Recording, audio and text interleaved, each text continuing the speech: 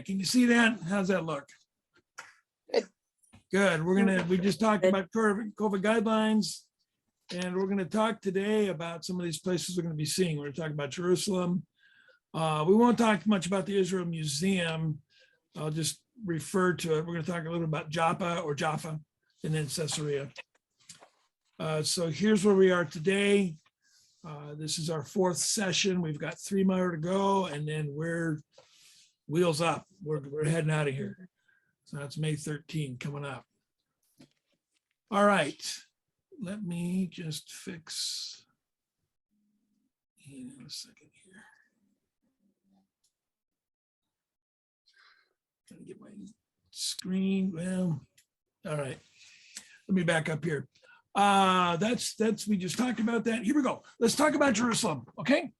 Verse Ezekiel 5:5 says, "Thus says the Lord God, this is Jerusalem. I have set her at the center of the nations with lands around her." Now, some people look at that as a literal statement. Some look at it as kind of like metaphorical, where it is the heart, it's the center of the world, and anything that God wants to do anywhere. And so let me just show you a couple of examples of what I'm talking about. First of all, before we get into those details, I just want to show you this picture. I think this is a great picture because it shows, well, you tell me, what do you see? This is Jerusalem. What do you see? Anybody? The dome. Dome. Where, dome in the of front? rock. In the front or in the back? Golden Dome. The Golden Dome. Okay. And that At the is Christian church. the one in front. Yeah. The dome in the front is a Christian church. Yeah. And then what do you see in the middle? Is that a mosque? That's a mosque. Yep. And in the Golden Dome is a shrine. It's a Muslim shrine, but it's in a Jewish city in Jerusalem. Oh. So you've got here's the thing, the 3 monotheistic faiths: Judaism, one God; Christianity, one God; Islam, one God. They're the only monotheistic religions, and they all put Jerusalem as one of their holy cities. For Judaism, first of all, it's certainly the most holy. And for Islam, it's the 3rd, maybe the 4th, I think it's the 3rd holiest city for Islam. Christianity, some will say it's Rome. Some may say it's Jerusalem. I have friends who say it's Wheaton, Illinois, so, where Wheaton College is. I don't know. I think it's Auburn. So, all right. We've seen this before. This is called the bunting leaf clover map. And you see in the center of this map is an image of Jerusalem. And then there's the 3 continents. We've talked about this before. The continent of Europe to the left, Asia to the right, Africa to the south. And we talked about how to travel between any of these continents. One would have to walk through the land of Israel, and Jerusalem is at the heart of Israel. So this would be more of a literal interpretation of that verse where God says he puts Jerusalem at the center of the nations. That's one of the ways that people look at that literally with maps. Here's another map. This one was drawn back in 1235. So this is, pretty old, almost 1,000 years old. Tell me what you observe on this map. What do you see?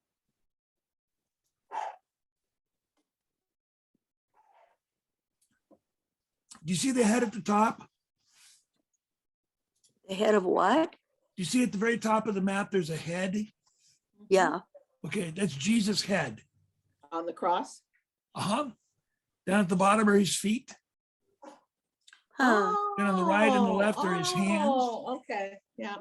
And Jerusalem is his belly button. Right in the center.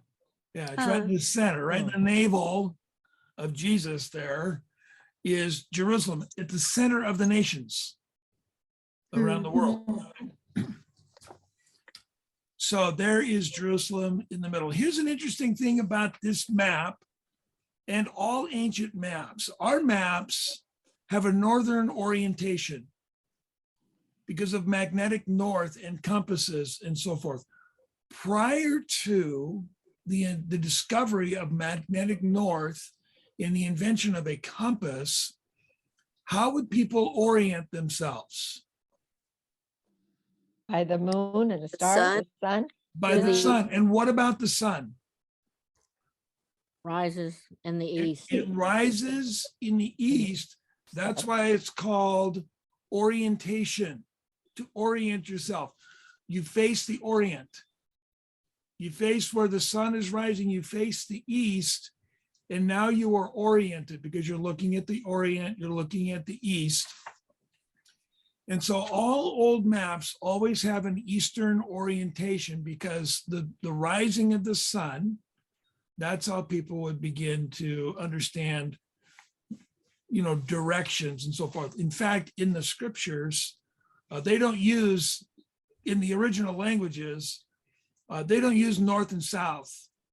They use left and right. So when you're facing the east, if you wanted to head south, you would say, I'm going to head right. So you're facing east, but to your right is south. And so that's how they would know directions that they're traveling. So here are a whole bunch of places that you would recognize, you would be familiar with on this world map with an Eastern orientation. You see in the far east is China and India. Then just to the east, actually it's going to be a little bit northeast actually, is Assyria. You've got Noah's Ark there on Mount Ararat in Turkey. And down on the bottom left, somebody just walked, oh, it's my wife, walked in my house, okay. There's Rome down there, you can see Rome. It's a walled city. There's Mount Sinai. So just an ancient map, but they've got, the point I want to make, Jerusalem at the center of the nations, because it comes from that particular verse. This is one of the several chapels inside the Church of the Holy Sepulchre in Jerusalem. And it's not just one, worship center or one chapel. There's a series of them.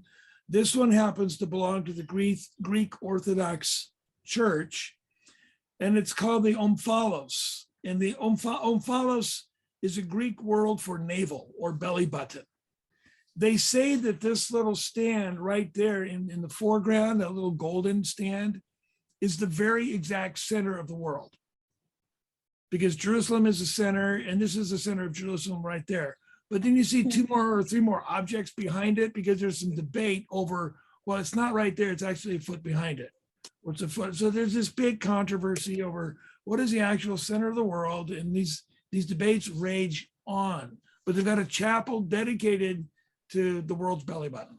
So you get it all, it's there in Jerusalem for you to enjoy. Okay, let's talk about something a little more interesting. Psalm 125 verse 2 says this, as the mountain surrounds Jerusalem, so the Lord surrounds his people from this time forth and forever. Here's a topographical map of the area that is known today as Jerusalem and known in the past as well. I want you to notice that there are Mount Moriah, and that's where the temple was located. We're going to take a look at that in a moment. But there are some. Let's do this. Let's just take, first of all, let's start up at the top there, the Mount of Olives. And then we're just going to look at some of the historical events that occurred in the Mount of Olives. David fled from his son Absalom by ascending the Mount of Olives. Remember in 2 Samuel, where Absalom was trying to steal the throne from David. He fled the Mount of Olives. Ezekiel saw the glory of the Lord leave Jerusalem and rest upon the mountain, which is on the east side of the city. So we'll see in just a moment that Mount Moriah right there in the center is where the temple was located, and the eastern hill down to the city of David, that's where ancient Jerusalem was. So the Mount of Olives is to the east. You can see that down at the bottom right corner, there's a directional indicator showing where magnetic north is. So this is somewhat of a northeast orientation on this particular map here. Also regarding the Mount of Olives, Zechariah prophesied that Messiah would descend from heaven to the Mount of Olives. He's going to touch down on the mountain and it's going to split, and the topography of the land is going to change. The river is going to flow down to the Dead Sea, and it's going to bring the Dead Sea alive again. And Paul, the Bible says that during the kingdom, when the Dead Sea is alive, people are going to be fishing down at the Dead Sea. So I'll see you down there, Paul. We'll do some fishing together. We'll do some catching. Hey, I have Jeremy's check for you. All right. Jesus spent much time on the Mount of Olives. As he prayed, as he wept, he taught, he slept there. He was betrayed on the Mount of Olives and eventually ascended into heaven. We're not going to get into it today, but maybe we'll talk about it when we're on the tour. I think Jesus was crucified on the Mount of Olives rather than down in where the Church of the Holy Sepulchre is located, or at the Garden Tomb, which is another place in the city of Jerusalem. A lot of reasons for that. Won't get into it right now, but I just want to show you where the Mount of Olives is in the relation to the rest of the topography of this area that we call Jerusalem. Here's a photograph with a northern orientation, looking from the south to the north. And what we're looking at is a Jewish cemetery. All these are above ground tombs on the Mount of Olives. And if you look to the far left, you can see another cemetery, just a little indication of a cemetery, about halfway up the photograph, just kind of jetting out a little bit. That's a Muslim cemetery. And then just to the left of that, you can just barely see a corner of the wall for the ancient city. So it's the ambition of every pious Jew to be buried on the Mount of Olives. And so for the last 3,000 years, Jews have been buried here. Sometimes they will, even today, they'll pay $50,000 for a burial spot on the Mount of Olives. And we'll walk down the mountain. We'll walk down the Mount of Olives together on the far side of this particular cemetery. And you'll see a lot of these above ground tombs. And you'll see a lot of Jewish inscriptions, and our guide will talk about that just for a little bit. So there's about, as you see in the notes here, about 150,000 graves that are here on this hillside. Tombs, including traditionally associated with Zechariah and Absalom. We'll show those to you once we're in Jerusalem together. Here's a drawing with an eastern orientation looking toward the east. You can see the Mount of Olives on the back ground there, and circled is it's the northern part of the Mount of Olives. I don't remember the Mount Scopus. Mount Scopus. I forgot to remove the circle on this from a previous use of this particular slide. But what you can see in the far background are the hills of Judea and the hills of Jordan. The water is the Dead Sea. Then you can see the Mount of Olives, and you can see the temple in Jerusalem. This is Jerusalem from the time of Jesus. And then you can see the walled city. And in the foreground, those buildings with the red tops, that was a palace area for Herod the Great. There in Jerusalem, and they found some of the remains, some of the ruins of that. But what I want you to see is the size of the temple area in relation to the rest of the city, and how the temple is facing the east. Why? The opening for this temple is on the other side of the building. Why does it face east? When Messiah returns, he returns from the east. East. So the temple is ready for Messiah to return and to come into, and we read from the verse in Zechariah, when he touches down on the Mount of Olives, the next thing he does is he comes into the temple area. Here's something you may or may not know. Usually when somebody is buried in a cemetery, even here in the States, they're buried in such a way that if the body were to reanimate and sit up, they would be facing the east. So that when Jesus returns at the rapture and these bodies are reanimated and the dead in Christ are raised, they will look up and they will see Jesus returning in those reanimated bodies. Usually everybody is laid so that if they were to sit up, they would be facing the east. I just thought that was kind of an interesting little thing.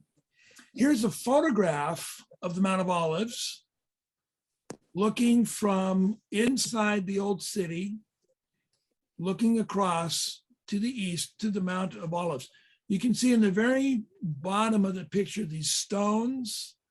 I was standing up on the top of the wall surrounding the city and took a photograph coming across over to the path that we're going to be walking down when we come down the Mount of Olives. Off to the right, you can see the church with the golden domes. We'll be walking down over in that direction there. We might have enough time to do what's called a rampart walk, where you can walk up along the top of the walls around the old city. I'll check with our guide. We'll talk about that option a little bit later on today, but I just want you to get a visual of what the Mount of Olives looks like. Yeah. It's a closer view. This is from up on top of what's called the Temple Mount. Right behind us from this point of view would be the Golden Dome. And you see on the left side, there's the Church of All Nations. And this is where traditionally they say Jesus prayed in the garden before he was betrayed. The church up on the top there in the middle is the church to Mary Magdalene with the golden domes that are there. So there's a number of churches on the Mount of Olives. We'll have a chance to see a couple of those. We won't spend a lot of time. He'll just point them out and we'll move on. We're not going to see, our purpose is not to be looking at church buildings, but we do want to point out what they commemorate along the way. We'll be on top of the Mount of Olives, and then we will walk down the pathway traditionally associated with Palm Sunday. When Jesus rode the donkey down the hill, you can see across the valley. Now we're looking toward the west, and you see the Golden Dome. You see the old wall, and just in front of that wall, up next to that wall, is that Muslim cemetery that we talked about earlier. To see that? Now, if you look you can see some light poles. You see the bare tree to the left and the first light pole to the right. If you look at the wall, you can see that big box, and there's two arches. Can you see that? It might be kind of hard to see on your screen. Let me see if I can do it this way. Let's try this. I'm going to get messed up here. Oops. Right here. Can you see that? Oh, the blue. Yeah, the blue. Boy, that got messed up. Anyway, how am I going to get out of that? I can't see where my mouse is going. Anyway, that is what's called the Golden Gate. It's a double gate. That's where we believe when Jesus returns, he's going to go through that gate up into where the temple will be at the time. But the Muslims put a cemetery there to desecrate this area because they know that Jews aren't going to go through or over a cemetery because they'll be defiled. So they're trying in advance to defile Messiah before he does his fulfilling of prophecy. Does that make sense? But the point is, so Messiah returns, Mount of Olives splits, he's supernaturally arrived, you're going to stop him? You think a cemetery is going to stop him? Come on, he's just going to clear that out, and he's going to keep pressing on. He's going to get it taken care of. Not a problem. All right, let me get out of this again. Get out of here. There we go. I'm going to have these pictures. I'm going to have scribbles all over these pictures. I apologize in advance for that. So there's a view of that cemetery. There's the golden domes that are up there on the Mount of Olives. This is a Garden of Gethsemane. We'll go in here. These olive trees are a couple thousand years old. They were here when Jesus was here. It was very possible that he saw these trees. It might have been at one of these trees where he slept or prayed, or under one of these trees or near one of these trees that he was betrayed. We just don't know, but we do know that these trees have been here for a very, very long time. And we're going to go into the Garden of Gethsemane and enjoy some time in there. All right, just a little bit of a close-up of these trees. They're very old and rather amazing. I'm going to try to get rid of this. Oh, I've got an eraser. Oh, look at that. There you go. I am thrilled. You don't know how happy I am about that. That's really, I'm learning that. Dan, Yes. my screen is on safe driving mode. Well, I'm not in my car. And nothing I do gets me out of it. It says my microphone, it will right now is unmuted and the video is stopped. Does anyone know how I can get back so I can see what you're talking about? What kind of phone is it? An iPhone? Yes, yeah. iPhone. Tell Siri to turn off driving mode or safe mode. Just like, hey Siri, turn off driving mode. Okay. Hey Siri, turn off driving mode.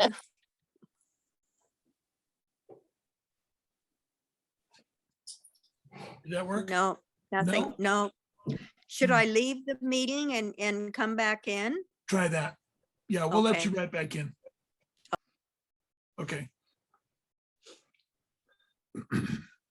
Here's a shot from the Garden of Gethsemane looking at that double gate that I was telling you about just a moment ago, so you kind of get a closer look at what it's about.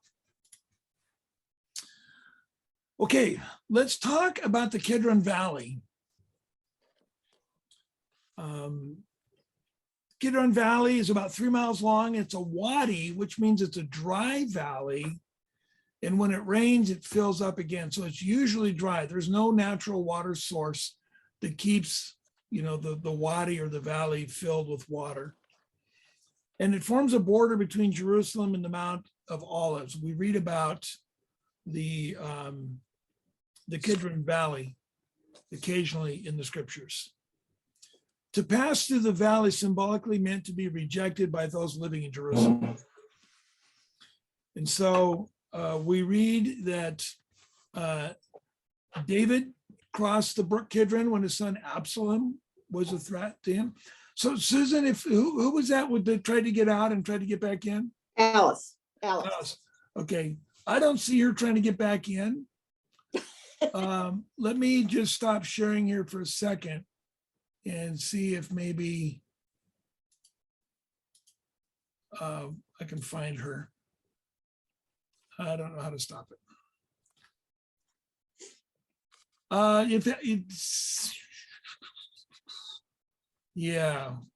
hope we can get Alice to come back in. Yeah, online help just says to swipe the screen if it's in driving mode. Oh, there she is. Oops, hang on. And I've got my screen set here so that I can't. Got her. Okay, I can't see my cursor. So I think she's back in. All right. Jesus and his disciples crossed the brook Kidron just before he was betrayed by Judas. So just like David crossed the Kidron and ascended the Mount of Olives, Jesus crossed the Kidron and ascended the Mount of Olives. We'll see the Kidron Valley when we're in Jerusalem, and we'll cross it, but we're going the opposite direction. So you can see where it lies there in that topographical map. Idols were often thrown into the valley during times of spiritual reform. 1 Kings, 2 Chronicles. We've been working through those books of scripture at Cascadia Church, and some of the good kings that brought reform to a corrupt culture would throw out everything that was destroying the culture and they would take the idols and throw them into this valley as a symbolic way of completely rejecting. More about that in just a moment when we get into the valley of the Hinnom Valley down there in just a moment. Also on the map, you can see Mount Moriah. This is where God told Abraham to take his son Isaac to sacrifice him. The same place where the temple in Jerusalem was built. So Genesis chapter 22, verse 2 is referring to the land of Moriah and Mount Moriah right here. So Abraham was in this physical geographical location before David, before Jesus. They were all in the same region. Solomon's temple was built on Mount Moriah. Remember, David purchased the land where the temple could be built, and he wasn't allowed to build the temple because he was a man of bloodshed. But he was able to collect the materials, begin collecting the materials for the construction of that temple. And it was Solomon who actually built the temple. That's what Second Chronicles is all about. And then Herod's temple was built in the same place. So Solomon built his temple. The Babylonians destroyed it in 586 BC. 70 years later, under Ezra and Nehemiah, Zerubbabel, they came back into Jerusalem and they rebuilt the temple. They restored it. And it was in place until about the year 40 or so. About 10 BC. Jesus and was in Jerusalem around 30 when he was crucified. And it took 38 years? No, how many years did it take to build the temple? Jesus, 46 years. Yeah. So the construction of the temple began around the 10-15 BC era, and Herod leveled this is the point I want to make. Herod leveled the previous temple area and expanded it and put up a new temple for the people of Jerusalem, for the Jewish people. So you can see what his temple looked like there. In the old city of Jerusalem, this is what Jerusalem looked like in the time of Jesus. Looking at the drawing, down in the very bottom of it, there's a pool. It's the pool of Siloam, where the blind person was told to go wash his eyes. And some of you have heard about Hezekiah's tunnel. The water from the Gihon spring pouring through Hezekiah's tunnel dumps into this pool down here at the very bottom of what is called the City of David, this little extension coming down from the temple area down to the pool. Here's a comparison to scale of Solomon's temple and Herod's temple. And so you see that Herod the Great completely rebuilt the temple from the ground up. He significantly expanded the area where the temple was located. That's now called the Temple Mount. Of course, the Herod's temple was destroyed by the Romans, but you get a comparison, side-by-side comparison of these two temples and just how detailed Herod's was, because building technology and those kinds of things were significantly advanced from 1,000 years before. This is an aerial photograph from the east looking west over the temple area, the Temple Mount. The dominant feature, of course, is the Dome of the Rock, the golden dome there. Oh, here comes Katrina.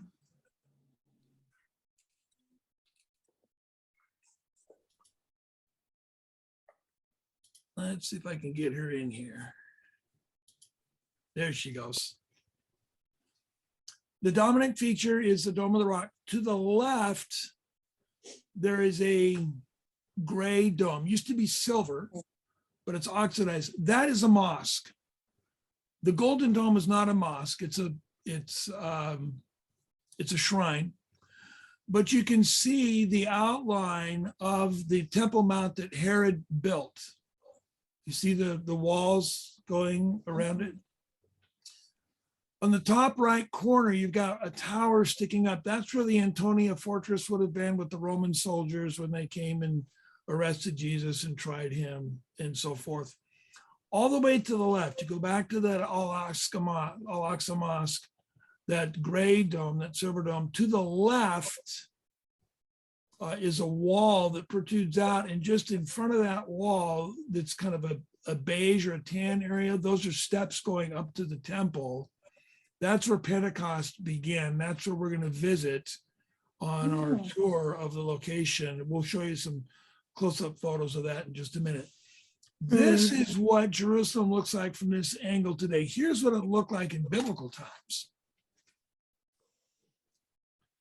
So you get the same footprint, but to the left, you've got that long building with that long red roof. That's the portico of Solomon, or Solomon's portico. That's where Pentecost took place. You see the steps coming up, as I showed you a moment ago. And right in the center is the temple that was built by Herod the Great. And then off to the top right corner, there's the Antonia fortress, where it was a military fortress right there. Okay. So that's what Jerusalem looked like in the time of Jesus.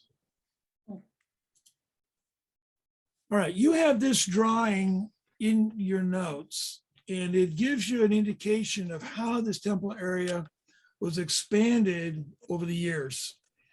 Inside the yellow frame was from the time of Solomon, and the big frame around it in gray was from the time of Herod the Great. There were some others that were expanded a little bit between the first and the second temple, the Hasmoneans. And we'll talk about those folks once we get on location. Our guide will talk just a little bit about who they were and what they did. But I want to get you an idea of just how much Herod had expanded this area and show that this was the location where the temple was. This right there where it says Sakra, right in the center there, that is right now where the Golden Dome is located. I've been inside the dome. It's really tough to get in anymore. But inside is the area where Abraham was going to offer or sacrifice Isaac, the stone, the rock. And it's also believed where the Holy of Holies was located right over that location as well. So you can go and you can see that particular rock if they let you in. Another drawing, you'll see this name, Lee Rittmeyer, on several of these drawings. He's a biblical architect, and he's given us permission to use his materials. Actually, we paid a license to use his materials. But this is his drawing of what the temple area looked like in the time of Jesus. Notice to the right, you see the steps going up into the temple area. The red roofed building, Solomon's portico. And to the left on the corner there is a big archway with some steps going up into the temple area. You see a bridge going across across a valley into the temple area as well. And then in the background there, to the right is the Mount of Olives, and up to the left is Mount Scopus. And then to the far left at the end of the wall is the Antonia fortress. So just a couple of different views of the Temple Mount area and where the temple was located. And again, once again, this is pretty much what it looks like today. You see that golden dome, you see the ancient walls that are there. Want to remind you, and this is disappointing to some people, those walls were not the ones that were there in the time of Jesus. They were completely destroyed by the Romans, and the Turks rebuilt these walls in about the year 1600, 1650. So they're not really old, about 500 years old. Some people wish that they were all the way back to biblical times. There's a little bit of indication of ancient foundations for the walls. We'll show you those. We'll show you where Nehemiah did some rebuilding and where Herod did some building as well. We'll point those out to you once we're on location. Okay, any questions up to this point? I just want to walk you through, and I want to show you some of these iconic images and just refresh your memory in terms of the significance of some of these locations that we're mentioning in the scriptures. Hey, Dan, I have a question. Sure, what's up, Kathy? Or Sherry? Yeah. The first blank there, to pass through the valley, symbolically meant to be blank by those living in Jerusalem. I didn't catch that. Rejected. Okay, thank you. Welcome.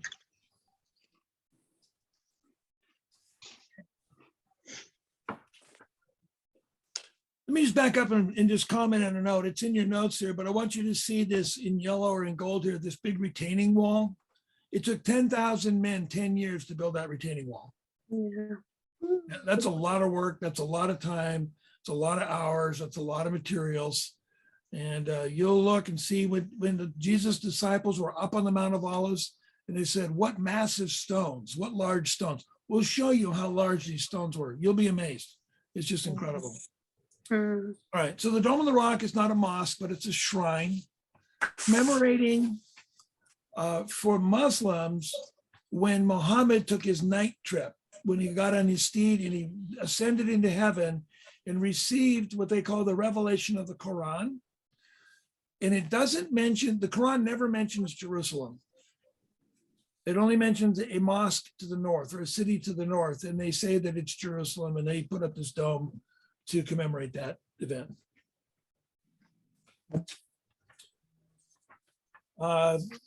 You're looking at this again because what I want to show you is to the right of this image, that circled word, the Ophel. You'll see that word in the Bible. You can read it. It's in the scriptures a couple of times. And as you see in your notes here, it's a southern extension of Mount Moriah. In fact, 2 Chronicles 27, Jotham built the upper gate of the house of the Lord, and he built extensively the wall of Ophel. So looking back to the yellow structure, not the gray or the red or the blues, but back to the yellow is what this verse is referring to. So it names the person that was responsible for building that part of the wall in Jerusalem there. Okay, let's talk about Mount Zion. Sometimes Mount Zion refers to the whole city of Jerusalem. Sometimes it refers to the physical dome, the mountain, the mount itself. And that's what I want to focus on at this point. Although scarcely populated in Jesus' day, the southwestern corner of the city, of the old city, is sacred to the Jewish people because it is a traditional spot of King David's tomb. And the scriptures, though, say David is buried elsewhere. He's buried in the city of David, which is more to the east. But regardless, for the Jewish people, Mount Zion, here's an important word. I want you to catch this because you're going to hear it on our trip. It commemorates the burial place of David. It doesn't locate the burial place. When our guide says this commemorates an event, it means we don't know where it occurred. It just reminds us that it did occur. So we don't know where David is buried, but the Jewish people need someplace to go to remember David. So they go to Mount Zion and they remember him there at that particular place. This is a traditional location for the upper room, as you can see in Luke chapter 2, verses 1 through 38. They went to an upper room, and that's where they had the Last Supper. It commemorates, because I want you to catch this as well. When the Romans sacked Jerusalem in the year 70, they leveled the entire city. Not a building was left standing. And so starting about the year 135 and later, the Romans occupied Jerusalem and began to rebuild it on top of the old Jerusalem. Remember, we talked about layers. We talked about a tell, and they would build one layer on top of another layer. They did that in Jerusalem. We'll show you some of those photographs in just a moment. And so people who go to see on their tour of Jerusalem, the upper room, it's not the upper room because that upper room was destroyed, but it commemorates the Last Supper. It's not where it actually occurred. Here's a photograph looking to the west. And what's inside this circle there is Mount Zion. It's a little higher in elevation. It's across the Kidron Valley. You can see in the foreground that dirt slope. At the bottom of that slope is the Kidron Valley that runs all the way across in front. And let's do this. You see the dirt slope there? And you see the slope coming down to the right at an angle. Then it kind of intersects the cemetery. Do you see that? Mhm. And then there's that line of trees, that green line of trees where the two merge together. And so there's some pointed trees, and there's a small cluster of round trees.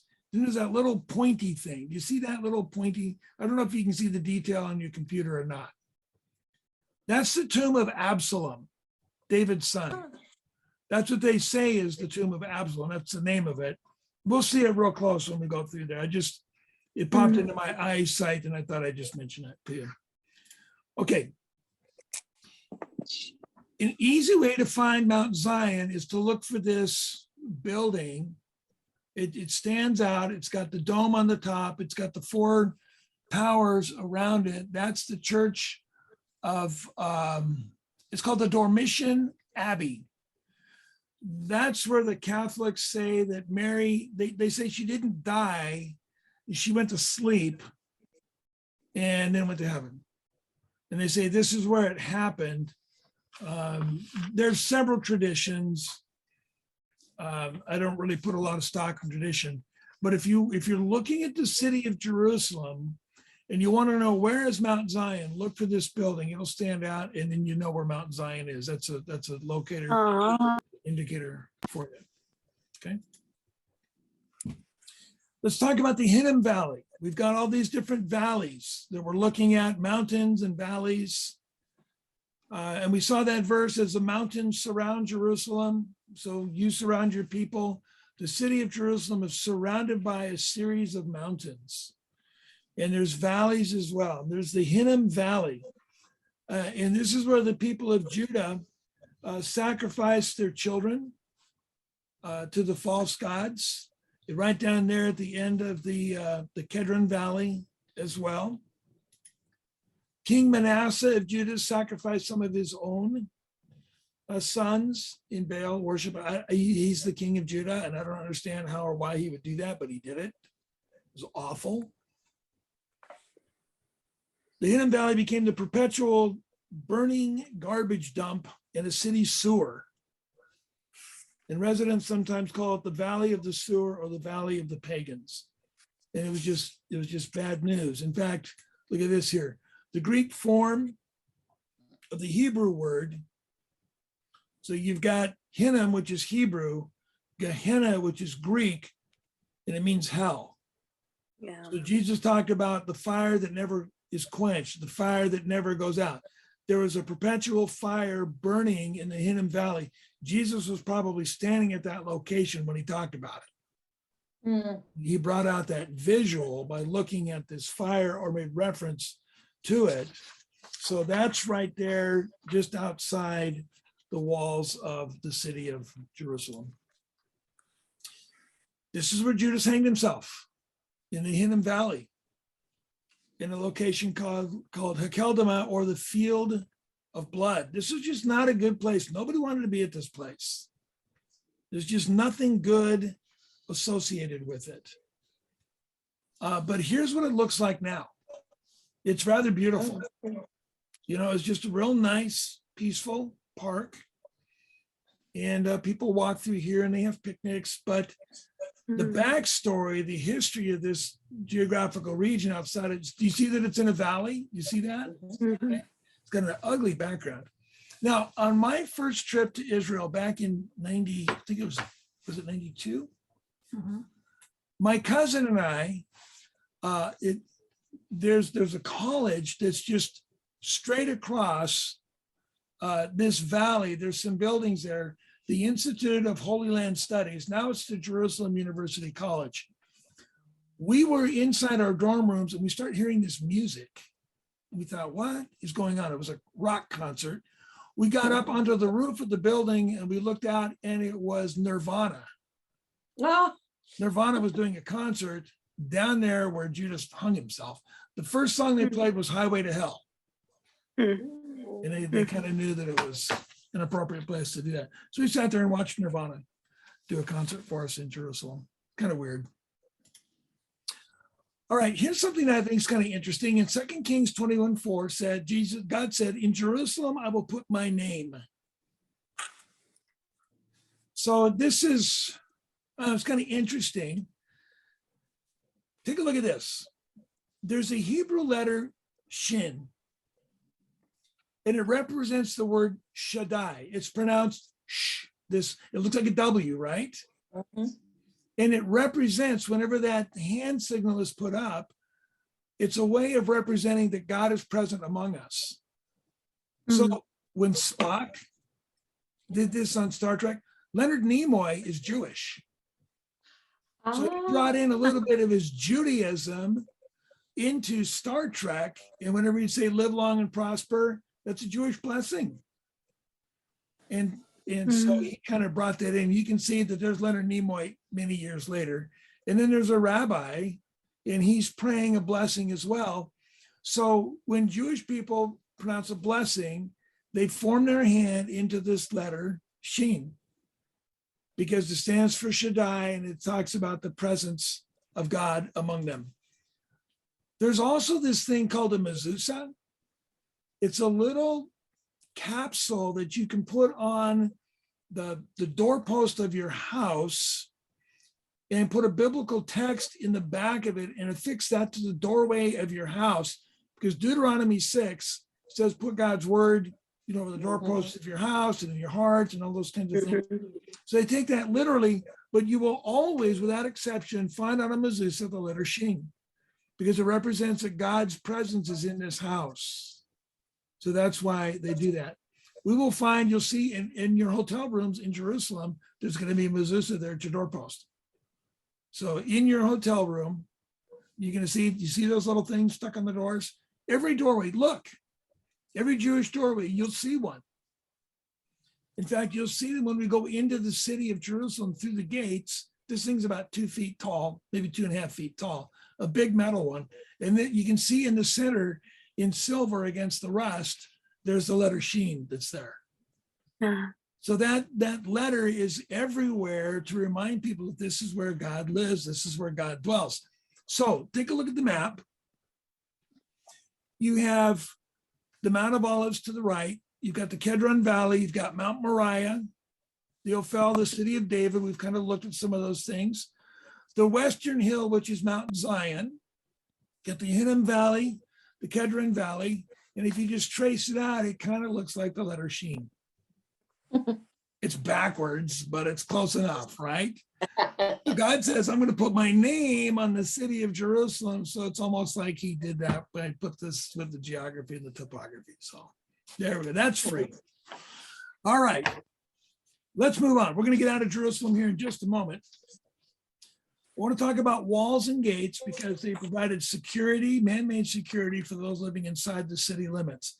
The walls and the gates constantly moved depending on who was leading, who was controlling the city, what was going on in their culture at the time. And sometimes an invading army would come in and destroy those walls. Like the green, you can see, back it up to the blue. The blue was where David's city was when he took the place called Jebus, and it became his capital in Jerusalem. And then under Solomon, he expanded the city. He needed to build the temple. So the red represents how he expanded beyond the blue to enlarge the city of Jerusalem.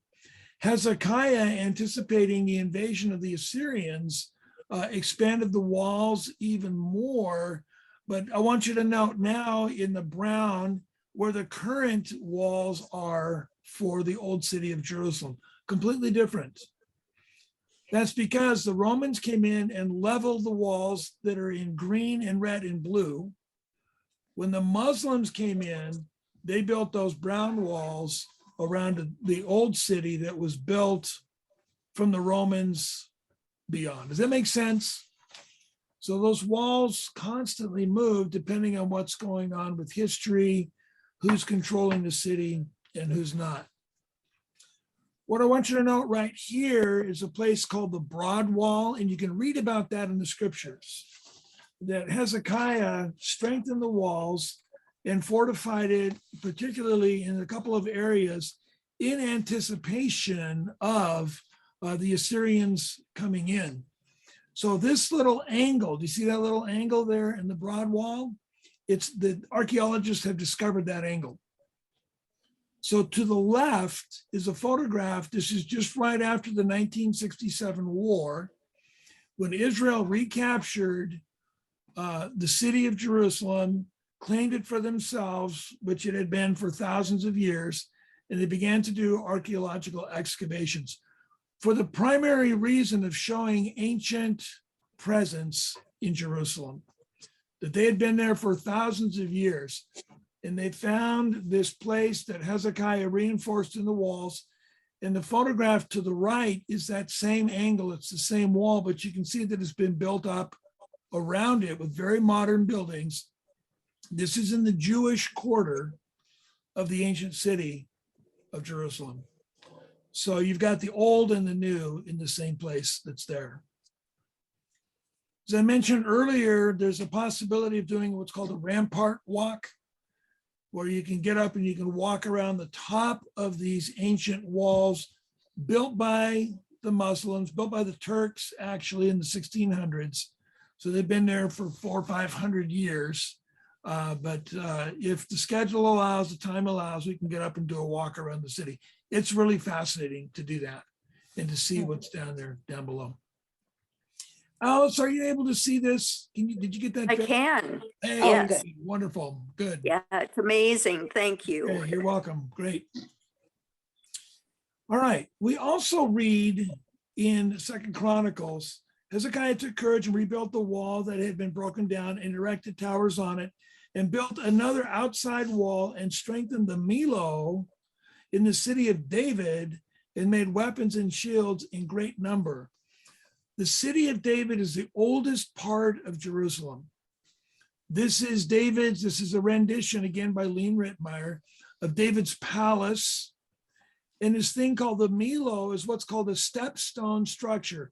It's just, back in the day, this is the best way they knew how to build a retaining wall. Stack up a bunch of rocks at an angle to keep that whole hillside from sliding down. So that was an ancient retaining wall. It's called the Millo. We read about it in the scriptures. Yeah. We've seen this photo before. I highlighted the Dormition Abbey before, but now I'm highlighting the Millo.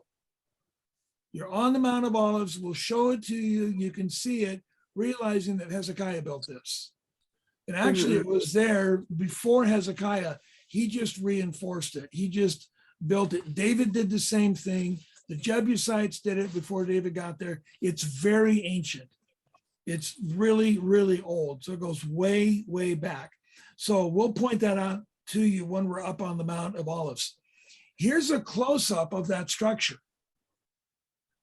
So this will not be in a part of our tour. We don't have the time to go into the city of David.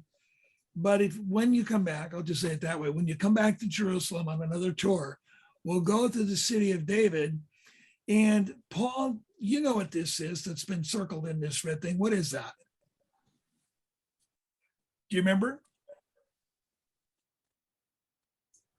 It's a toilet.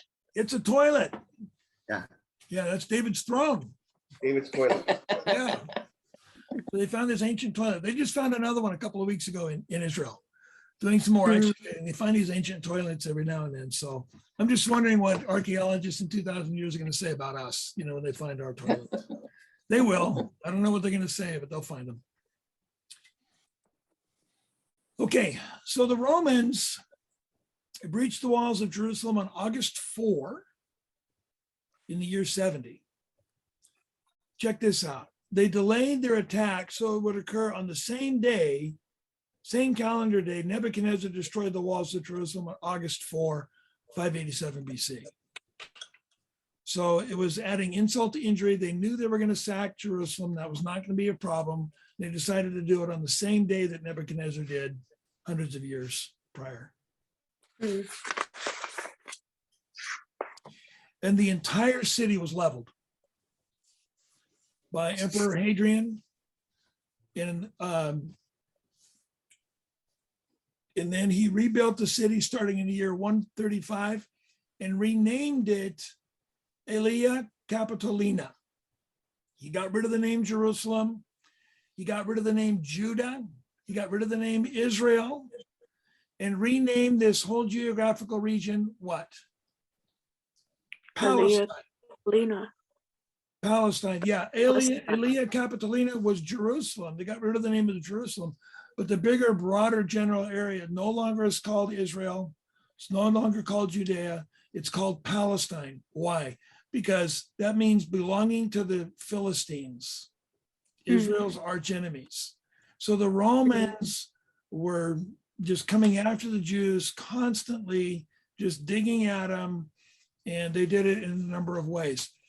These are ancient Roman columns in Jerusalem in a place called the Cardo. And what does Cardo mean? You remember? It's the main street. It's the heart. That's where we get the word cardiology. Okay.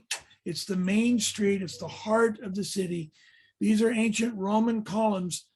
Underneath this level is the ancient Jerusalem from the time of Jesus. So the Romans built on top of the Jewish Jerusalem, and this is Roman Jerusalem called Aelia Capitolina. So we'll see this Cardo as we're walking through the old city. Okay, let's talk about the Western Wall or the Wailing Wall. It's behind me there. You can see the Golden Dome. You can see in the background the Mount of Olives. And kind of in the foreground behind me is this Western Wall or the retaining wall. It's also called the Wailing Wall. It's the most holy place accessible to the Jewish people. You can see it on that graphic again. Built by the Herod the Great as a retaining wall to the Temple Mount complex. So here's just a couple of photos of what this looks like.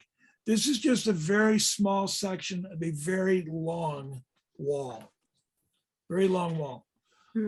You can see up against the wall, there's a dividing, you've got, first of all, that big ramp off to the right.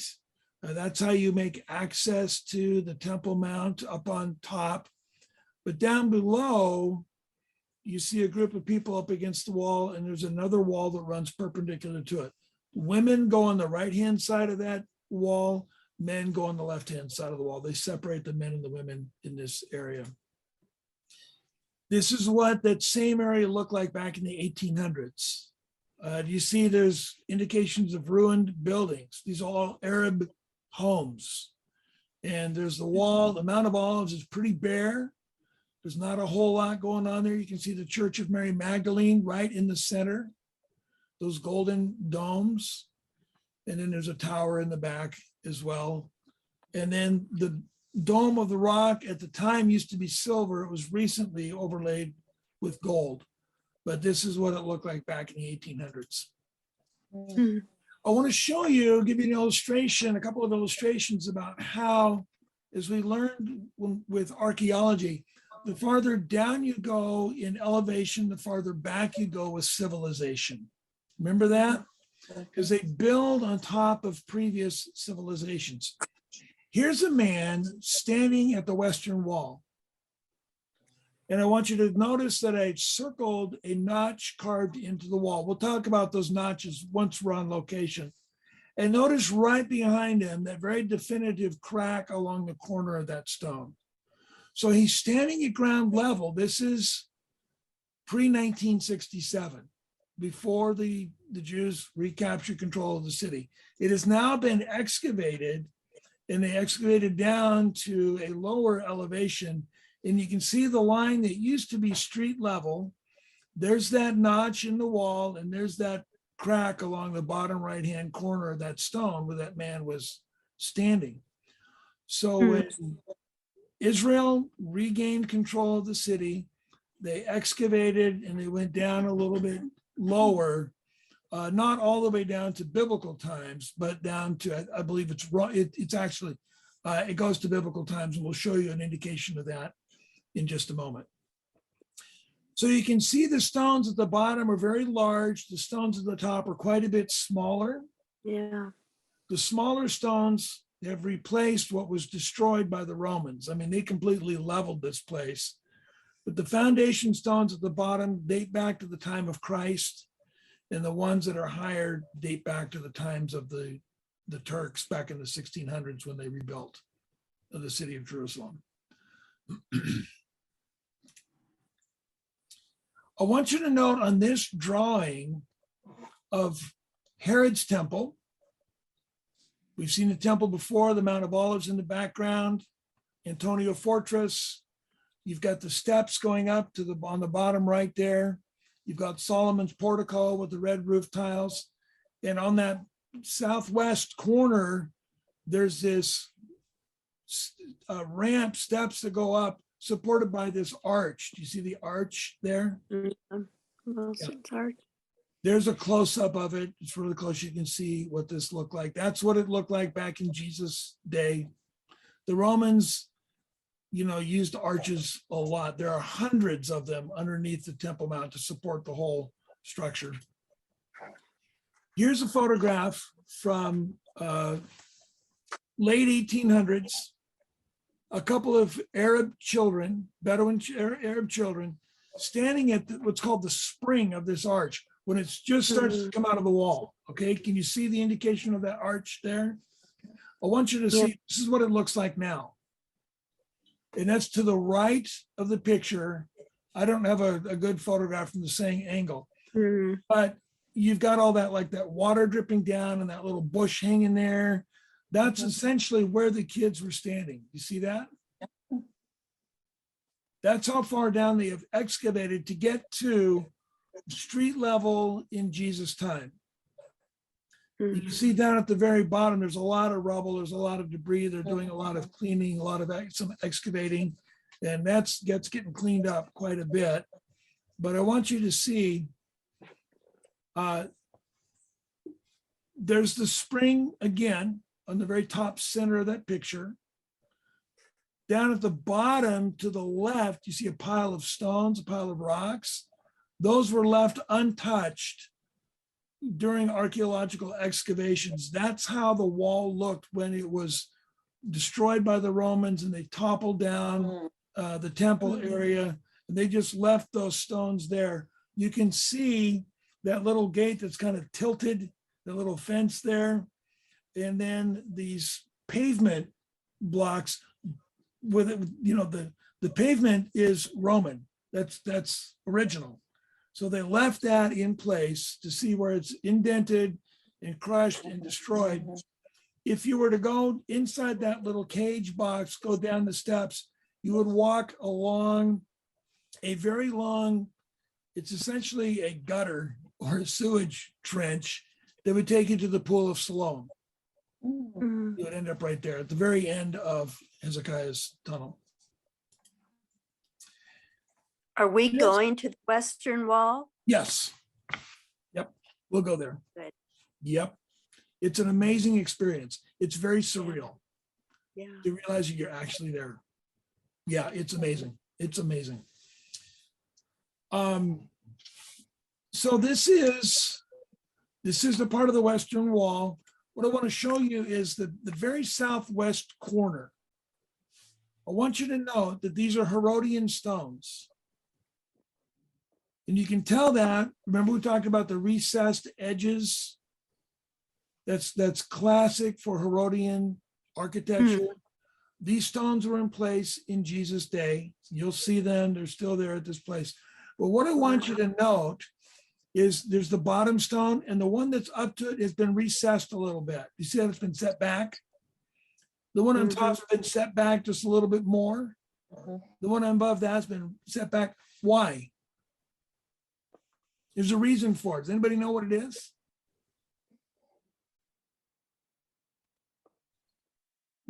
Sherry? No? I see your mouth moving, but I can't hear it. That's okay. All right. Paul, do you remember? Remember? Okay. It's an optical illusion that Herod built into the structure. Those stones are actually set back. But he did it so when you're standing at the base of this wall and you look up, it doesn't feel as though this wall is going to fall over on you. He set them back, and it's an optical illusion to give a sense of security that this is a safe place to be, which is just kind of a little feature, it's a significant thing, I think, that Herod put in there just so that people would feel more comfortable. They wouldn't have to fear being around this massively huge structure that nobody had ever seen anything like this before. You got to remember, people are usually living in tents, or they're living in a little stone house or a cave or something. Then you've got this massive structure. They're not used to being around something like that. So he knew that if you just set those stones back just a little bit, it's not going to give the people the sense that maybe this thing's going to fall on me. So just a little architectural detail there. All right. The modern gates, you've seen this gate before. This is the Damascus gate. It's the most elaborate of all the gates in the city of Jerusalem. There are 7 gates that are open. This is one of them. There's one that's closed. That's a golden gate. We saw that on the other side of the city. So notice the Arab architecture with the arched entryway. You've got the slots in the walls for archers, for defense. You've got these round circles on the wall just for decoration, just for beauty, just to kind of break up the monotony a little bit. And then to the left and down below, there's a rounded arch, not a pointed arch, a rounded arch. That's a Roman arch. And that's ancient. That level down there was from the time of Jesus. And there's another level above because they built a newer level of civilization on top of that. And that's where people are going into the city on the Damascus Gate. So here's a map of what the ancient city, the old city of Jerusalem looks like. You've got the Dome of the Rock there, the octagonal shape. And then you've got 4 quarters, Muslim, Jewish, Armenian, and Christian. And there are gates around, as you can see, there's a handful of gates that are there. We're going to start with Stephen's Gate, or the Lion's Gate. And you can see the lions on the right-hand side and the left-hand side of this gate. You see that it's Muslim architecture. You can see the pointed gate. You can see the design on the walls in the beautification, classic architecture there. So you know the period in which it was built in about the 1600s. This is called the Zion Gate. And same kind of archway there. And all those pock marks in the wall are from the 1967 war. Those are bullet holes, bullet marks. A lot of gunfire going on there as the Israelis tried to go in and take the city of Jerusalem, and they were successful, and they did that. I think we'll go through this gate. We're going to go into the Jewish quarter. You'll notice that it's very clean. It's very modern, lots of shops. You'll have plenty of time to do shopping. And it's very clean. It's very friendly place, very safe place to be. Everywhere we're going to go is going to be safe. Look around when you're walking, look up, look over. You're going to see some things that are just kind of amazing. The menorah that's up there, these are private residences. These go for tens of millions. They're super duper expensive. They're not that large, but it's the best place on the planet for a Jewish person to live. So those that have the money can afford to do this. Okay, this is also in the Jewish quarter. This is in what's called the Davidson Archaeological Park. These are the steps that lead up to the temple area. These steps are from the time of Christ. This is original. Some have been restored, some of them are original, but we'll come to this place. This is where the book of Acts began. We've seen this before, and we'll spend some time here. So that's in the Jewish quarter. We'll spend some time walking through the Muslim quarter as well. And it gets really crowded. Expect these kinds of crowds when we're walking through the city. So I'll mention this now about security. You keep everything in your front pocket. Don't put anything in a backpack over your shoulder behind you. Keep everything in front of you where you can see it. Velcro pockets on the sides of your pants are not secure. You're going to lose stuff. Everything is zipped up inside a vest in front of you. You just want to be careful because it's going to be crowded all the time.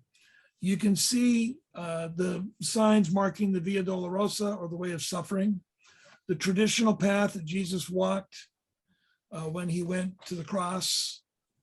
Some of you have indicated that you want to walk along that path, and you're certainly welcome to do that. You'll have time to do that if you'd like to.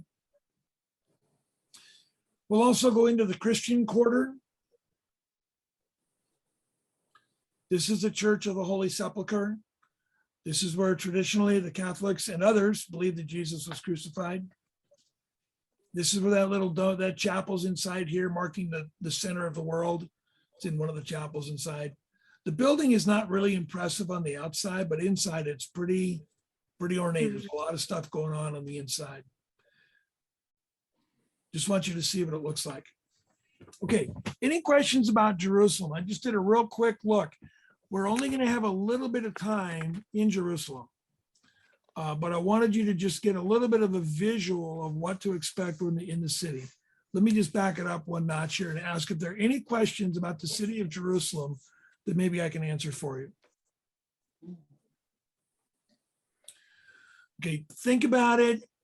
I would get out on Google, get out there and just Google pictures of Jerusalem, look at different sites, different things that are going on there, kind of familiarize yourself with the old city, and you'll have some time to roam on your own. We'll talk to you about that.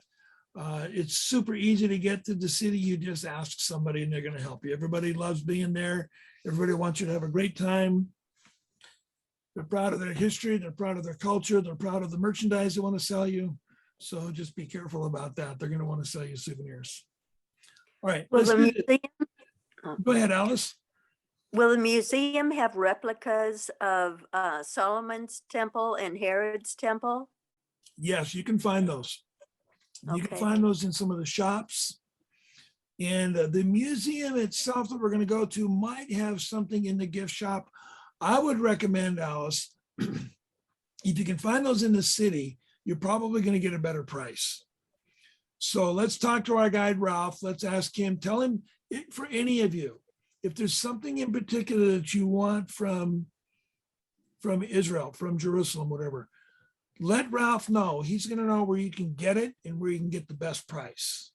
Okay. You want to get a shofar, a ram's horn, those are kind of fun to get. If you want to get something carved out of olive wood, like a nativity set or a chessboard or a cross or something, Ralph's going to know the best place to go. My friend Shaban, he has a shop in town.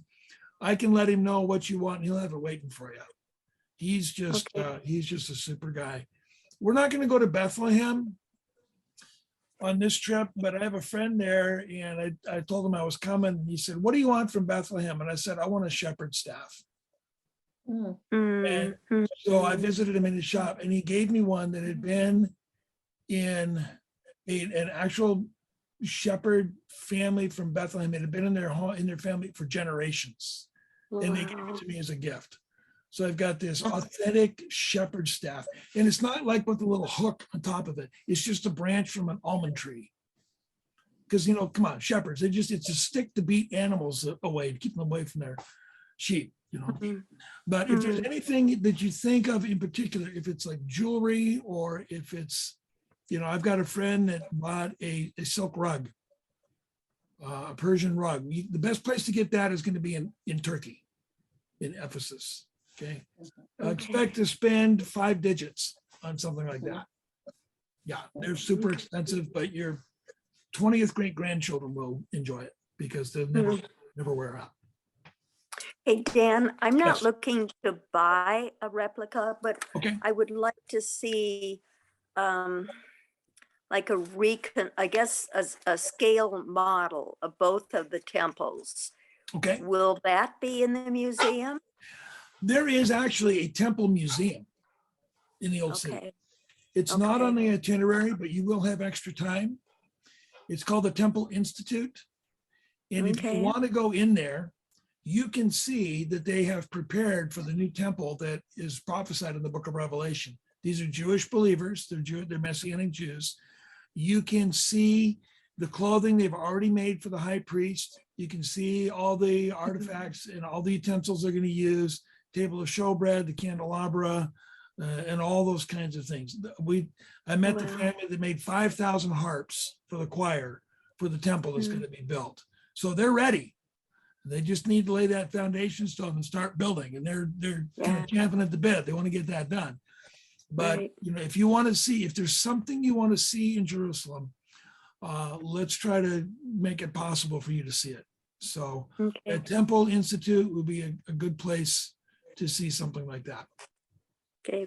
Thank you. You're welcome. Anybody else? What else before we move on?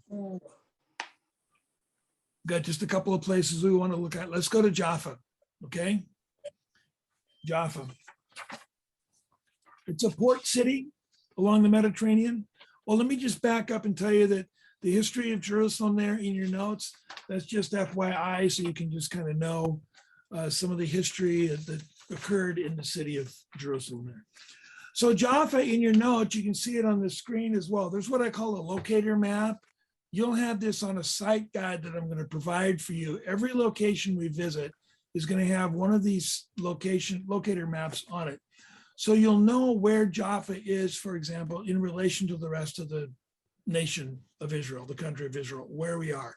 So you can see that Jaffa is on the coast, and the cedars of Lebanon for the construction of the temple in Jerusalem were brought in floats for transportation to Jerusalem by the workmen of the king of Tyre. You can read about that in 2 Chronicles chapter 2. It mentions Jaffa.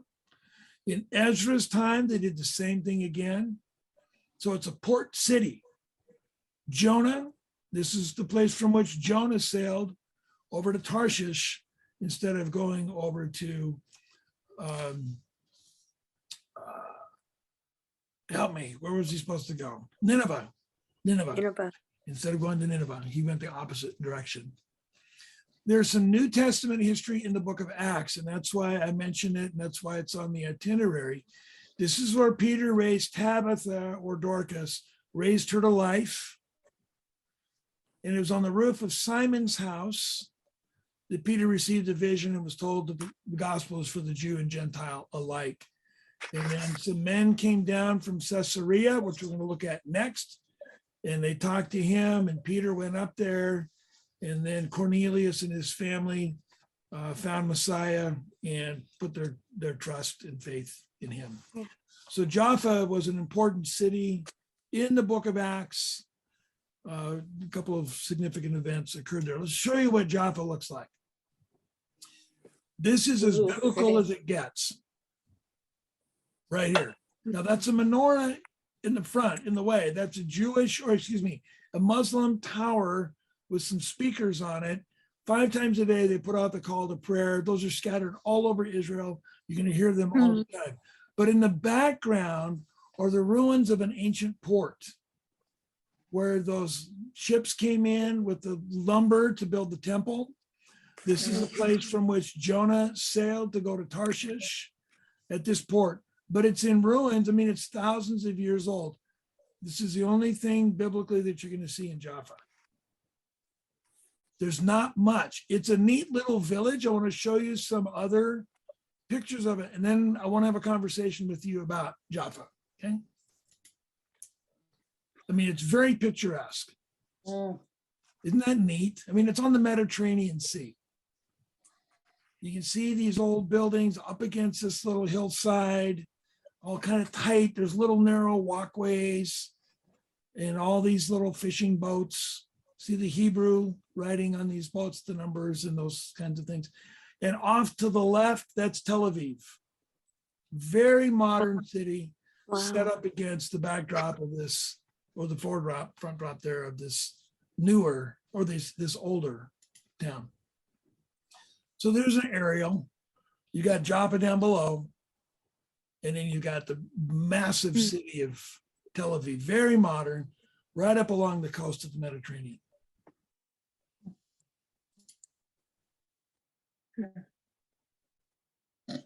What do you see? An arch, Yep, palm trees, palm trees. Legs, feet. Tel Aviv. Tel Aviv in the background. What's on the arch there? What do you see on the arch? Their legs. Legs. How many people? How many different people do you see? You see 12? Ah. Oh, at the top. 1, 2, 4, 3, 5, 6, I 7. see 8 of them. 8, 8 on the top and 2 on each pillar. 9, Ah. 10, 11, 12. So you got the 12 tribes. See the little ram's horns they're holding there in their hands Oh, up on top. I'm not an artist. Somebody had to tell me. I mean, I don't understand art. I've got kids that are artists. They could tell me instantly what's going on. So we know who the artists are and who they aren't. So there's these kinds of things in Jaffa, you know, newer things. Joanne mentioned last time that there's this big, like a statue of a whale that's out there, water spouting out of it or something to Oh. commemorate Jonah. Okay. But there's another view of the little marina that's down there. Very beautiful, very nice. Yeah. Lots of people walking around, roaming around the plaza down there. So let me back this up. Let's have a conversation about how interested are you in going to Jaffa? Here's what we're up against. We've got time to do that. And I don't want to rob anybody of seeing what you want to see, but there's not much to see in Jaffa in terms of biblical significance. It's a very beautiful, very quaint, very picturesque, and that's wonderful, and it's worth seeing. But if we opt out of Jaffa, it's going to give us more time either in Caesarea that is loaded with biblical places, we'll show you that, or more time at the Israel Museum. Now, I haven't talked about the Israel Museum, and I don't have a picture there, but the Israel Museum, which we will go to, is loaded with ancient biblical artifacts. There's a lot there. Hi, Malachi. How you doing, buddy? Hi. I'm having a Zoom reading right now. Cool. Yeah, so it's gonna be real quick. What you got, buddy? We just got here. We came from the Space Needle. Ooh, how fun. I found this, What is it? an earring. I Nice. just took out the ear hole. Okay, good. Hey, can you do me a favor and close that door there, buddy? Yeah. Okay, because I gotta Love you. continue. Love you too, buddy. Thanks, man. Okay, so the Israel Museum, loaded with antiquities. And then outside of the museum is a scale model of the ancient city of Jerusalem. We'll see that. It's at 1/50th scale. It's a remarkable structure. We'll see that. They also have another place called the Shrine of the Book, and it's a museum for the Dead Sea Scrolls. You'll be able to walk through that, see some of those Dead Sea Scrolls that are there. There's a gift shop there. There's a restaurant there. There's an art museum there, and they've had different exhibits coming in all the time. So what I'd like to talk about just briefly is let's just talk about the possibility of not going to Jaffa or the possibility of going to Jaffa. I want to be sensitive to this. I am 50-50 on it. I've been to Jaffa a couple of times. The great benefit of going there is to be able to be on location where some of these biblical events took place. We will not see where they took place, but we'll still be in that area where it took place. So let me hear from some of you. Thoughts, preferences? Paul, let's start with you. I'm gonna call you out, Paul. Turn on that mic and talk to us. Those options are the only ones that we got. Is that the Israel? Actually, Remember I ran this idea by you at the dinner? yes, There are more options. One option is to go to the garden tomb. Yes. You're going to the Garden of Gethsemane, Yep, right? right. And you were going to tell us about your theory about where Jesus was crucified. Yep, right? yep. We'll get into And that some other I time. think that seeing, a lot of people believe that Golgotha is there at the garden tomb. Right. Questionable whether that tomb is Jesus's tomb, but it's symbolic. It is symbolic, and it's an amazing location. It is, and We've been there. it's a moving location too. It is. Yeah. It's And something so I just thought that, you're going to the Garden of Gethsemane, and then you could do that. And this is the message that Paul's taking. Yep. you Yep. know, okay, Greek you're right, people. for the rest of the book of Acts. Yeah. Right. So there's a good option, because it's going to take an hour to get to Jaffa. Right. We'd spend maybe an hour. 45 minutes at the garden tomb, wouldn't you? 45 minutes or so at the garden tomb. Yeah. So we would have enough to do the garden tomb. We're close to it in Jerusalem anyway. Mhm. And then we would go to the Israel Museum. There's plenty to see at the museum there. Mhm. We have also built into our schedule. Hi, Asher. Hi, Chris. I'm in a Zoom meeting. Okay, Yeah. Sorry, buddy. We'll talk to you later. Okay, pal? he wants to go to Israel. I'd love to have him go to Israel. Bring him one of these trips. You do have a half a day free in Jerusalem to do shopping, so you have plenty of time for that. But on our last day in Jerusalem, the schedule is the Israel Museum, Jaffa, and then to go up to Caesarea. So if we skipped Jaffa, that would give us time to do the garden tomb and communion there at that location, which is a great experience. Okay. So thank you, Paul, for that. Is there anything else I'm missing on that dimension, Paul? Question I had was, where are we staying? Are we staying near the Damascus gate or the Jaffa gate? I mean, that figures into it too.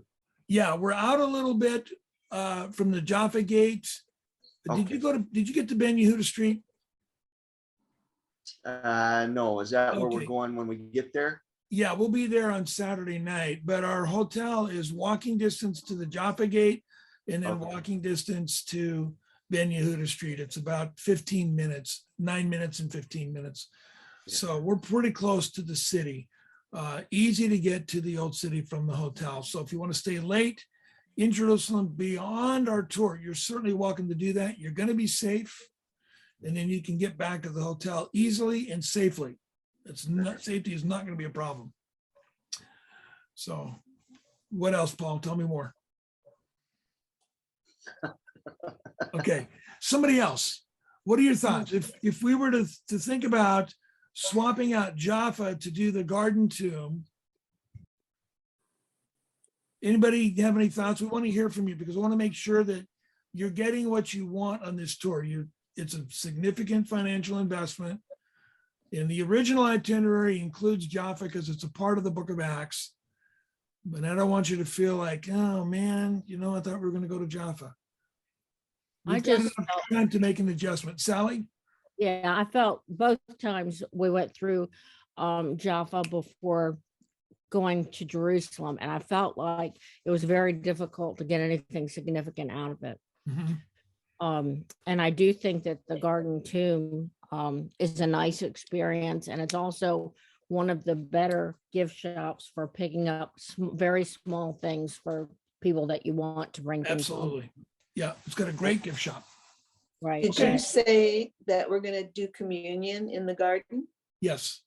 Oh, that's awesome. Yeah. You like that? Yeah. Mm. Let's hear it from some others. And don't feel pressure. We want to hear just straight up. What are your thoughts about making it an adjustment to our itinerary? Bramers, any thoughts? We vote for the garden. Okay. Lynette?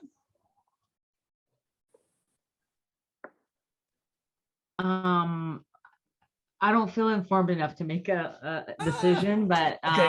the garden sounds pretty good. But yeah, Okay, okay. Back to what Sally said, in terms of bang for the buck, the garden tomb is going to be the way to go. I think it's going to be a much more meaningful experience spiritually to go there and to experience that. Jaffa it's an amazing place to visit, no doubt. And this is a problem with having a short trip. There are so many places in Israel that I've not yet seen that I want to see. Is there anybody who's just like, no, I really want to see Jaffa? I don't want anybody to feel, like, that it's the bait and switch, or, this should have been taken care of beforehand, or everybody's okay? Dan? Yes. Yeah, this is Bonnie. And I Bonnie. don't have an opinion one way or the other on Jaffa, but I was wondering if there was a night, arrival day or departure day where you're staying in Tel Aviv? We are going to stay in Jerusalem for the first 2 nights, and then the third night we're going to be north in Netanya, north of Tel Aviv, along the coast. So we won't be staying in Tel Aviv or near Tel Aviv. Oh, 2 okay. nights Jerusalem, 1 up on Netanya, which is north of Tel Aviv. So I felt that Garden Tomb was one of the highlights of the trip, even though they said it wasn't dated to the right time period. Just the experience of actually stepping inside, and it wasn't anything what I pictured in my mind, what the Garden Tomb would be like. Yeah. It just added a lot to understanding. Okay. All right. And also, of course, beautiful place. But I definitely felt rushed in the museum. We had a lot of time to look at the scale model, and then I felt like a kid in a toy store that doesn't get to see any of the toys, rushing through the museum. We only had about 10 minutes inside. It's not going to work. Yeah. Yeah. I made it really clear that we want more time at the museum. And if we move Jaffa off the itinerary, that opens up the day quite a bit for us. Gives us a lot of freedom. Yeah. Okay. Okay. Well, I will go ahead. I would be in favor of spending more time in Jerusalem, the Garden Tomb, and at the museum. Okay. Okay. Then that's what we'll do. I'll contact the travel company and let them know we want to make an adjustment to the itinerary. Okay. Very good. Good. Okay. Let's talk about our final place in Jerusalem. We want to talk about Caesarea. So let's know that. You can see on your locator map where Caesarea is. It's quite a bit north. Established by Herod the Great in the year 22 to 10 BC. It was built as a tribute to Caesar Augustus. It was an international seaport, a man-made seaport. It's not a natural seaport like Jaffa is. City strategically located on the Via Maris. We know that name. We talked about that recently. That connects Europe and Africa. Caesarea is one of the most important cities in Israel during the time of Christ in the first few centuries of the early church. So Cornelius was the first Gentile convert. He lived here. He was a non-Jewish man who worshiped the God of Israel. And he came to Christ in Caesarea. Philip the evangelist is from that town. We read about him, who went down along the road to Damascus and ran up and found the man from Ethiopia. This is kind of interesting. In the theater, which we will see, and we'll go into that theater, and you can sit in that theater. Herod Agrippa was smitten by an angel of the Lord and was eaten by worms and died. My grandkids love that verse. They do. They love it. Read it again. And the Apostle Paul visited the city on many locations. He was held as a prisoner in Caesarea for 2.5 years. We'll see the location where Paul was standing when he made his appeal to go to Rome, to go to see Caesar. So that's pretty amazing. There's a harbor there that was built by Herod the Great, and the foundation used, I was just talking with my brother about this earlier today, hydraulic concrete that hardens underwater. So they would build these rafts with these forms on them filled with this material, They would float it out to where it needed to be, and they would sink this raft. And as this form sank into the water, once this material was got wet, it hardened and became concrete. And that's how they built the foundations for this man-made harbor. 40 acres in size, could accommodate 300 ships. This is a massive undertaking. And the harbor was damaged by a tsunami in 306 and an earthquake in 363. And the structure, the foundations of that harbor can still be seen today. We're going to show you that in just a moment. There's a promontory palace that jetted out from the shore. And the ancient historian Flavius Josephus called it a most magnificent palace. He had a swimming pool, Olympic sized, carved out of bedrock there, and he filled it with fresh water out there over the salt water. And as I mentioned, the Apostle Paul was in prison on the grounds there for several years. And then we'll also go see this aqueduct. You can see the picture of this aqueduct built by Herod the Great.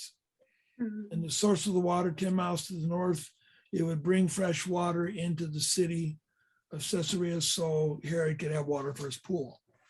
And so the people would have water to drink. Here's a couple of photographs for you. This is the theater that I mentioned just a moment ago.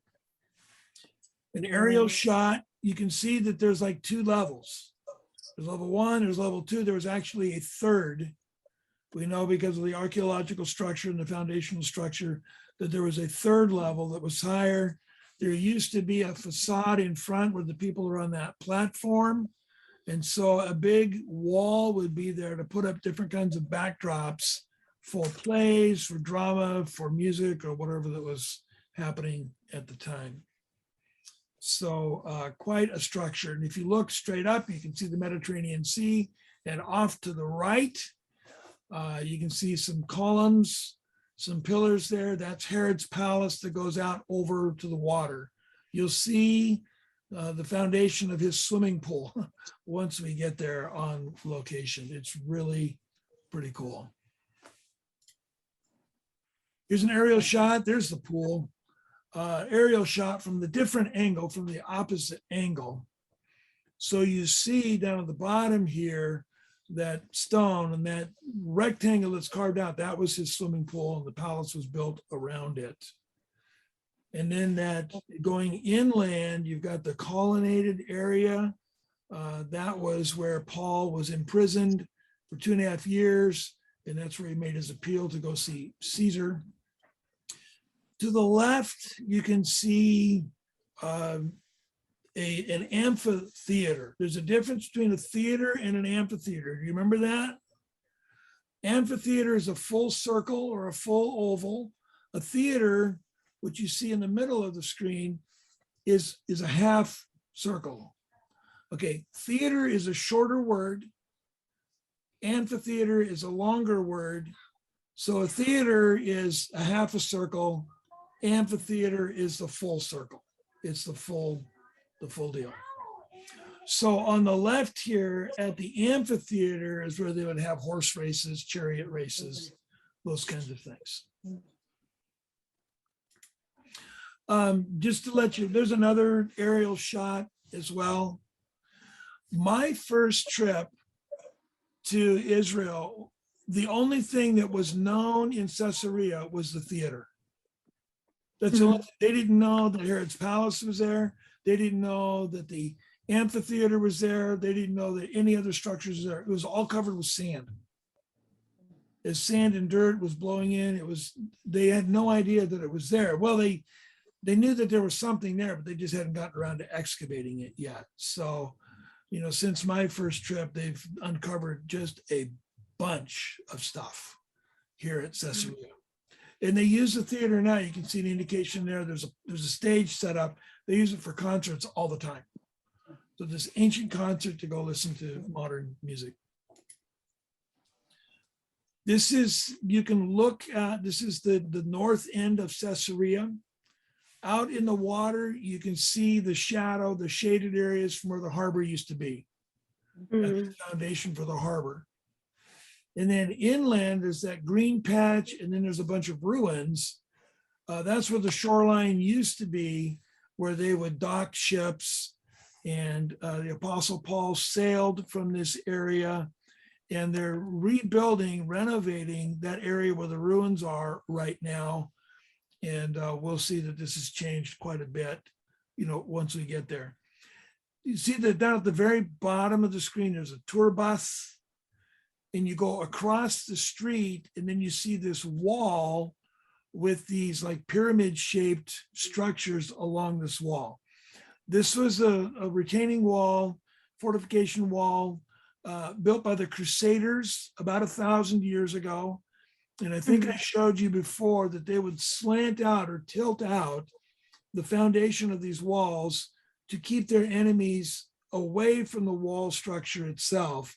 So to give the archers up on the wall an advantage in shooting down toward their enemies. Elevation is your advantage in warfare. Okay, there's a whole bunch more of Caesarea. We'll talk about that when we get there. We'll see the aqueduct as well. Next month, February 6th, we're gonna go to Greece. We're gonna talk about Thessaloniki, Philippi, Neapolis, Matera, and Mykonos. Now, Matera and Mykonos are not biblical sites, but if I can say this without being misunderstood, visiting those two locations alone make the whole trip worth it. They're absolutely fantastic. They're stunning locations. And so you're going to have a lot of fun seeing those once we get there.